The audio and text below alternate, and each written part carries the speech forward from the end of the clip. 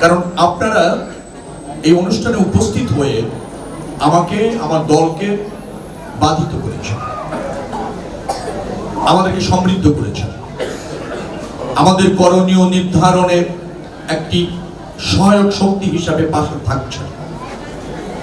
বিশেষ করে উল্লেখযোগ্য হচ্ছে যে আমাদের অনেক মা বোনেরা এখানে উপস্থিত হয়েছে। আপনারা যখন এভাবে অ্যাটেন্ড করেন তখন রাজনীতি বিশুদ্ধ হতে বাধ্য হয়।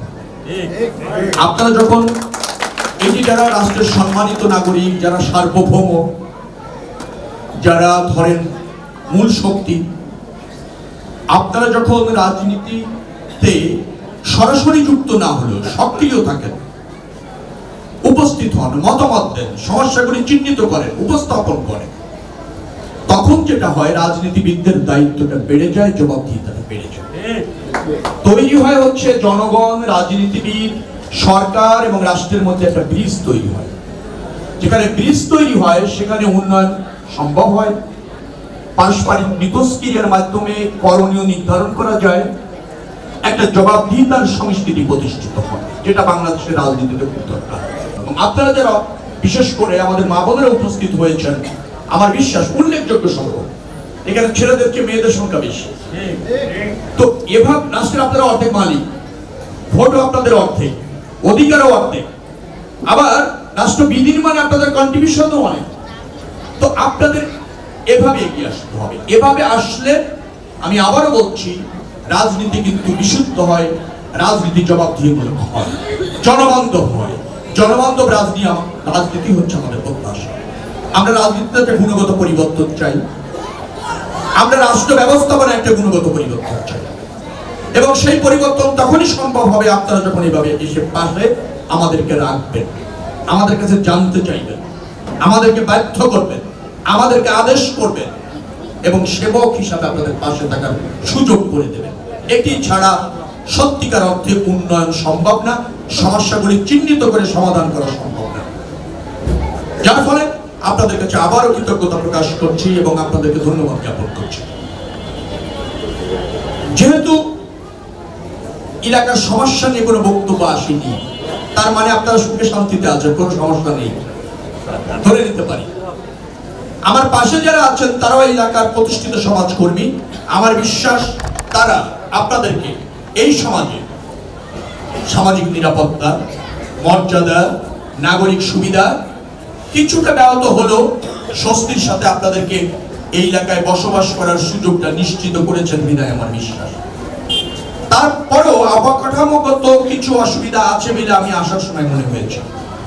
যানজট আছে, অপরিচ্ছন্নতা আছে, গ্যাস মনে হয় একেবারেই পান না অথবা কম পান।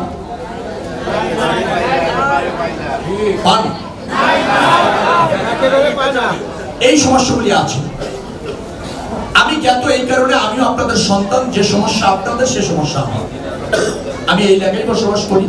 এই এলাকা মানে আপনাদের একেবারে সড়কুঞ্জের মধ্যে না, তবে এই আসনের মধ্যে আমার দীর্ঘদিনের বসবাস।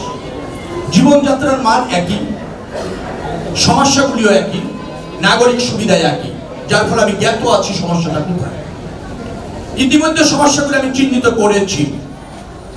কিছু সমস্যা যেমন ধরেন এখানে সামাজিক নিরাপত্তার ক্ষেত্রে কোনো প্রভাবক শক্তি আছে কিনা, দলের নামে কোনো চাঁদাবাজি আছে কিনা, দখলবাজি আছে কিনা, কেউ ভয়ভীতি দেখায় কিনা, কেউ চাপ প্রয়োগ করে কিনা, অনৈতিক কোনো সুবিধা আপনার কাছে চায় কিনা, এটা যদি আমাকে শুধু জ্ঞাত করেন তা বন্ধ হয়ে যাবে আজকের থেকে এই মুহূর্তে। আমরা রাজনীতির নামে দুর্বৃত্তায়ন চাই না, আমরা রাজনীতির নামে কর্তৃত্ববাদী প্রতিষ্ঠিত করতে চাই না। বিএনপি করে তা প্রতিষ্ঠিত করতে দেওয়া হবে না। বিএনপি যারা করবেন তারা আপনাদের সেবক হয়ে পাশে থাকবেন।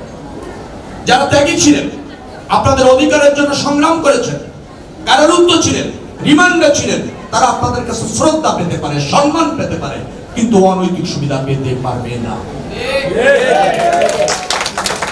দলের ভিতরে থেকে অথবা ধরেন দল করে না, এলাকায় কোনো প্রভাবশালী গোষ্ঠী, অমক ভাইয়ের লোক, অনৈতিক সুবিধা না দিলে জীবনে হুমকি আসে, কোনো কিছু পরোয়া করবেন না, শুধুমাত্র আমাকে জানাবেন, দায়িত্ব আমার। কোনো কিছু চলবে না, কোনো সন্ত্রাসী কর্মকাণ্ড এই এলাকায় হতে দেওয়া হবে না। যদি থেকে থাকে। দায়িত্ব নিয়ে বলছি, আমার মা বোনেরা প্রয়োজন হলে একটা SMS করে জানিয়ে দেবেন, আমার মোবাইল সবার কাছে নিয়ে নিতে পারে।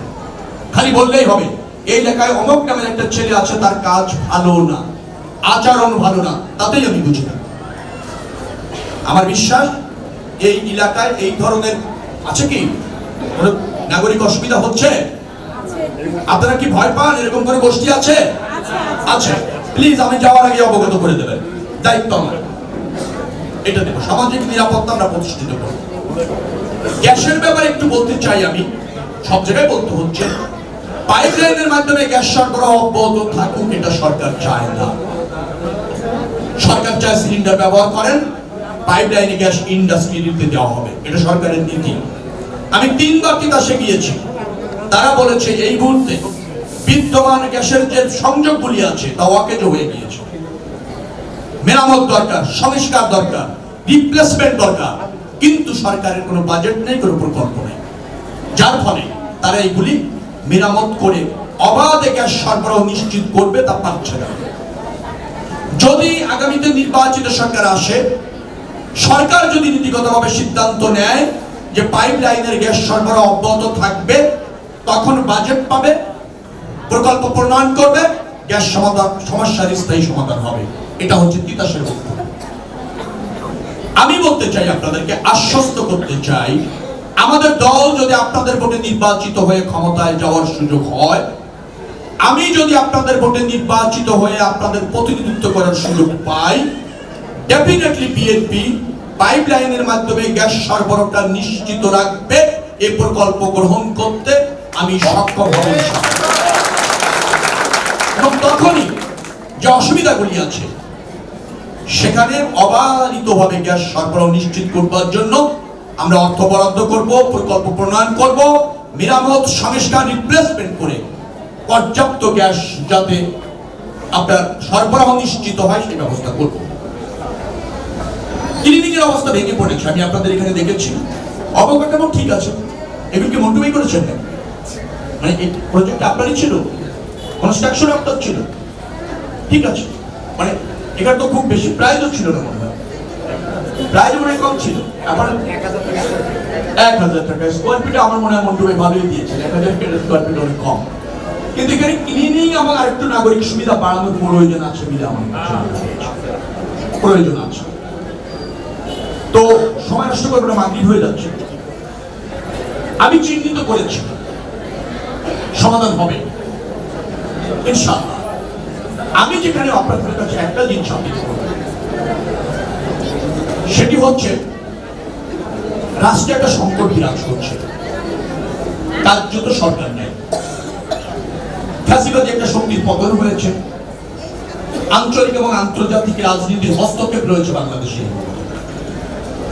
নতুন রাজনৈতিক দল গঠন করে ক্ষমতায় যেতে চায়, আবার পুরনো রাজনৈতিক দল আছে তারা কিন্তু অপকৌশলের মাধ্যমে ক্ষমতাটা চায়। বাংলাদেশে এখন যে সংকট বিরাজ করছে সেটা হচ্ছে স্বাধীনতা, সার্বভৌমত্ব এবং অস্তিত্বের সংকট। কারণ বাংলাদেশের রাজনৈতিক এই অস্থিরতার সুযোগ নিতে চায় আঞ্চলিক এবং আন্তর্জাতিক শক্তির একটা হস্তক্ষেপ তারা প্রতিষ্ঠিত করতে চায়। বাংলাটা দেশটা ফাংশন করুক, এটা অনেকে চায় না। এই মুহূর্তে দেশে একটা দায়িত্বশীল সরকার দরকার এবং দেশকে রিজিওনাল এবং ইন্টারন্যাশনাল পলিটিক্সে বার্গেনিং করতে পারে, রিপ্লেসমেন্ট করতে পারে অথবা রিপ্রেজেন্ট করতে পারে, এরকম একটা প্রতিষ্ঠিত রাজনৈতিক দল ক্ষমতায় থাকা দরকার। সেটা যদি আপনি বিবেচনা করেন, বিএনপি একমাত্র রাজনৈতিক দল যার রাষ্ট্র ব্যবস্থাপনার অভিজ্ঞতা আছে, যে বাংলাদেশের স্বাধীনতা, সার্বভৌমত্ব অক্ষুণ্ণ রাখবার জন্য আঞ্চলিক এবং আন্তর্জাতিক রাজনীতিতে বার্গেনিং করতে পারে এবং জানে। এই জন্য এবারের জন্য আপনাদেরকে বিএনপিকে নির্বাচিত করা একেবারে গুরু দায়িত্ব পড়েছে, দেশের প্রয়োজনে, জনগণের প্রয়োজনে। আমি আশা করব আপনারা যারা এখানে উপস্থিত হয়েছেন তারা এই সংকটময় মুহূর্তে বিএনপিকে পাশে রাখবেন। আপনারা যদি আমাকে আপনাদের রায়ের মাধ্যমে প্রতিনিধিত্ব করার সুযোগ দেন, রাষ্ট্রে আপনার যে অধিকার আছে অথবা রাষ্ট্রে আপনার প্রতিনিধিত্ব করবার জন্য উপযুক্ততা অথবা দায়িত্ব পালনে ব্রত থাকবো, এই অঙ্গীকার আমি করতে পারি। আপনারা যদি আমাকে দায়িত্ব দেন, আমি তার অমর্যাদা করবো না ইনশাআল্লাহ। প্রয়োজন রয়েছে আপনাদের প্রতিনিধিত্ব করবার জন্য, এবং আপনাদেরও প্রয়োজন রয়েছে এগিয়ে আসা উপযুক্ত প্রতিনিধি বাছাই করবার। এটা একটা পারস্পরিক অধিকার, পারস্পরিক স্বার্থ এবং পারস্পরিক অংশগ্রহণ প্রয়োজন। বিচ্ছিন্নভাবে সেটা সম্ভব হয় না। এই ঢাকায় গত 17 বছরে মেম্বার অফ পার্লামেন্ট হয়েছে, আপনাদের ভোট লাগেনি। অতএব তারা মেম্বার অফ পার্লামেন্ট হয়েছেন, তাদের স্বার্থ রক্ষা করেছেন, জনগণের স্বার্থ রক্ষা করার প্রয়োজন আছে তা উপলব্ধি করেন। যার ফলে রাষ্ট্রে আমাদের যে অধিকার ছিল অথবা রাষ্ট্রের যে সক্ষমতা ছিল আমাদের রাষ্ট্রে, তার সুফল থেকে আমরা ক্রমাগতভাবে দীর্ঘদিন ধরে বঞ্চিত হয়েছি। আমরা আর বঞ্চিত থাকতে চাই না। আমরা আমাদের অধিকার প্রতিষ্ঠিত করতে চাই ঐক্যবদ্ধভাবে, রাজনৈতিক বিভাজন ভুলে, বৃহত্তর স্বার্থে, গোষ্ঠী বা ব্যক্তি স্বার্থে নয়। আমাদের কাছে প্রাধান্য পাবে সামষ্টিক স্বার্থ, সার্বজনীন স্বার্থ, এলাকার স্বার্থ। কোন রাজনৈতিক ব্যক্তি, কোন গোষ্ঠী অথবা কোন প্রভাবশালী গোষ্ঠীর কাছে আমাদের সার্বজনীন স্বার্থ আমরা বিলিয়ে দিতে চাই না, অথবা ধরেন নস্যাৎ করতে চাই না। আমরা ঐক্যবদ্ধভাবে একটা ন্যায্য সমাজ প্রতিষ্ঠিত করতে চাই, একটা সম্প্রীতির সমাজ প্রতিষ্ঠিত করতে চাই, যেখানে ভিন্নমত থাকবে কিন্তু নিধন থাকবে না, দমন থাকবে না।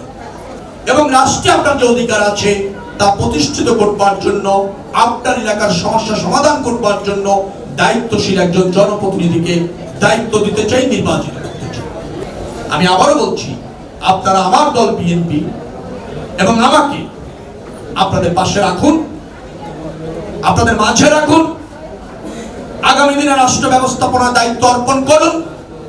আমাকে আপনাদের প্রতিনিধিত্ব করবার সুযোগ সৃষ্টি করে দিন। আমার দল এবং আমি আপনাদের পাশে থেকে সেই গুরু দায়িত্ব পালন করবেন ইনশাআল্লাহ।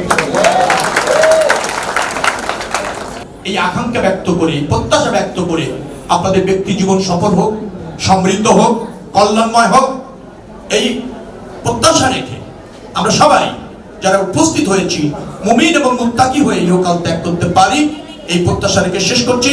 আল্লাহ হাফেজ। বাংলাদেশ জিন্দাবাদ।